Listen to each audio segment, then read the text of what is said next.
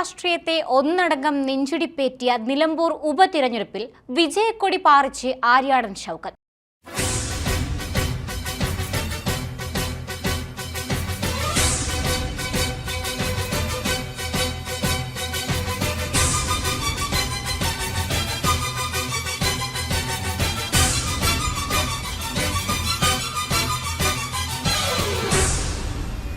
വോട്ടെണ്ണൽ പുരോഗമിക്കുമ്പോൾ തന്നെ UDF വിജയത്തിലേക്ക് നീങ്ങിയിരുന്നു. 11,077 വോട്ടിന് UDF ജയിച്ചപ്പോൾ അവഗണനയേറ്റ ജനങ്ങളുടെ വിജയമെന്നാണ് ആര്യാടൻ ഷൗക്കത്ത് പ്രതികരിച്ചത്. 12 റൗണ്ട് വോട്ടെണ്ണൽ അവസാനിപ്പിച്ചപ്പോൾ തന്നെ വിജയം ഉറപ്പിച്ച ലീഡ് നിലയിലേക്ക് UDF എത്തിയിരുന്നു. ഇതോടെ നിലമ്പൂരിലെ തെരുവുകളിൽ UDF പ്രവർത്തകർ ആനന്ദ നൃത്തമാടി. ആദ്യ 12 റൗണ്ട് വോട്ടെണ്ണലിന് ഒരു ഘട്ടത്തിൽ മാത്രമാണ് ഇടത് സ്ഥാനാർത്ഥി M സ്വരാജിന് മുന്നേറാനായത്. ബാക്കി 11 റൗണ്ടുകളിലും UDFിന്റെയും ഷൗക്കത്തിന്റെയും കുതിപ്പാണ് കണ്ടത്. രണ്ടാം പിണറായി സർക്കാർ വന്ന ശേഷമുള്ള 5ാമത്തെ ഉപതിരഞ്ഞെടുപ്പിനാണ് നിലമ്പൂർ വേദിയായത്. PV അൻവർ രാജിവെച്ച സാഹചര്യത്തിലായിരുന്നു ഇത്.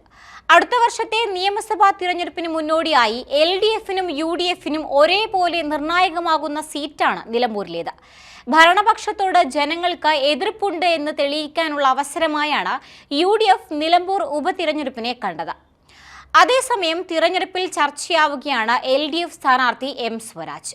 CPMന്റെ കരുത്തുറ്റ മുഖം, സൈബർ ഇടങ്ങളിലെ പോരാളി, മുഖ്യമന്ത്രി കഴിഞ്ഞാൽ അണികൾക്കിടയിൽ ഏറ്റവും ഫാൻ ബേസ് ഉള്ള നേതാക്കളിൽ പ്രധാനി M സ്വരാജ് എന്ന രാഷ്ട്രീയ നേതാവിനെ LDF നിലമ്പൂരിലെ നിർണായക പോരാട്ടത്തിനിറക്കിയത് മറ്റൊന്നും കണ്ടല്ല.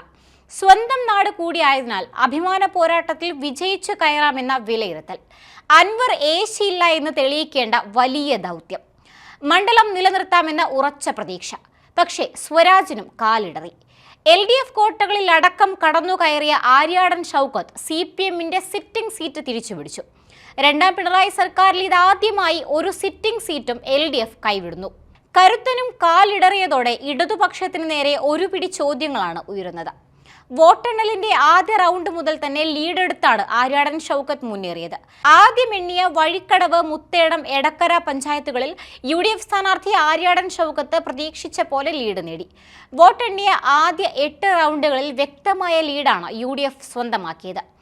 ആദ്യം UDF നേടുന്ന ലീഡ് തങ്ങളുടെ ശക്തി കേന്ദ്രങ്ങളിലൂടെ മറികടക്കാമെന്നാണ് LDF കണക്കുകൂട്ടിയതെങ്കിലും അത് നടന്നില്ല. സ്വരാജിന്റെ പഞ്ചായത്തായ പോത്തുകൽ ഉൾപ്പെടെ ആര്യാടൻ ഷൗക്കത്ത് കുതിച്ചു. പോത്തുകൽ ഉൾപ്പെട്ട 9ാം റൗണ്ടിൽ ലീഡെടുത്തത് ആശ്വാസം നൽകിയെന്നു മാത്രം. LDF ശക്തി കേന്ദ്രങ്ങളിൽ പോലും ഷൗക്കത്ത് കടന്നു കയറുന്ന കാഴ്ചയാണ് പിന്നാലെ കണ്ടത്. വോട്ടെണ്ണൽ LDF ഭരിക്കുന്ന നിലമ്പൂർ മുനിസിപ്പാലിറ്റിയിലേക്ക് കടന്നതോടെ ലീഡ് 10,000 കടന്നു. ഇത് ഇടത് കേന്ദ്രങ്ങളെ ഞെട്ടിച്ചു. അതോടെ LDF പതനം പൂർണ്ണമായി. സ്വരാജിന്റെ കനത്ത തോൽവി ഇടതുപക്ഷത്തിനേറ്റ തിരിച്ചടി ചെറുതല്ല. ഭരണവിരുദ്ധ വികാരമില്ലെന്ന് പറഞ്ഞുകൊണ്ട് ഇനി വരാനിരിക്കുന്ന തിരഞ്ഞെടുപ്പുകളെ നേരിടാനുമാകില്ല. കാരണം നഷ്ടപ്പെട്ടത് സിറ്റിംഗ് സീറ്റാണ്.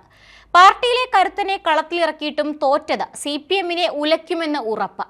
ഒരർത്ഥത്തിൽ നിലമ്പൂർ മണ്ഡലം UDFന് സമ്മാനിച്ചത് ക്വാർട്ടർ ഫൈനൽ ജയമാണ്. ഇനി സെമി ഫൈനൽ എന്ന നിലയിൽ തദ്ദേശ തിരഞ്ഞെടുപ്പിനെയും 2026 നിയമസഭാ തിരഞ്ഞെടുപ്പിനെയും ആത്മവിശ്വാസത്തോടെ UDFന് നേരിടാം. പിണറായിയുടെ നേതൃത്വത്തിൽ വീണ്ടും ഒരു തുടർ ഭരണമെന്ന സ്വപ്നം ഇനി അത്ര എളുപ്പമല്ല.